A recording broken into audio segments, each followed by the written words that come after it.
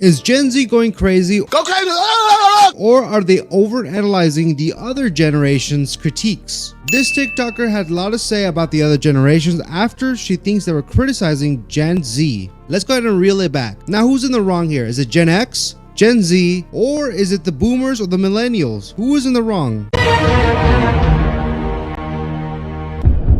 Now, this girl is obviously in the Gen Z category, and things are different than what the boomers and the Gen Xers had to face when they were growing up.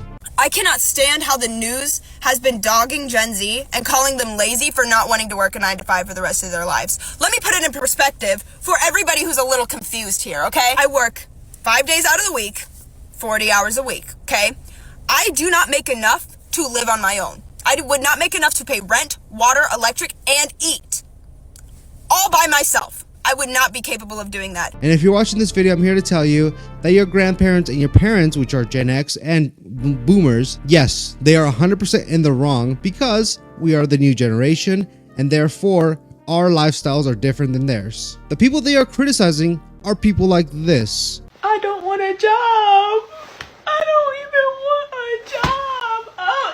OMG. Please, somebody. I don't want a job. I don't want to work. Just give me the money. OMG. There are millions of Gen Zers that are going through the traditional jobs and they feel left out. They feel like their labor isn't adequate enough to fulfill their needs in the lifestyle that they are living in. And the progressive economics with the raise of inflation, raise of rates, everything is being raised and their salaries are not being raised. Therefore, they feel like they're being left out. I'm here to tell you guys that you're not the only one. With the growth of technology and the internet, there are so many more opportunities, and they're criticizing these young entrepreneurs as being bad influences to the people in their same circle. So on one hand, you have a 22-year-old multi-millionaire YouTuber, and in the same leg, you have a 22-year-old working at Walmart having this kind of spiel. So to the Gen Zer, yes, the economy is because of the 89-year-old boomer still running politics.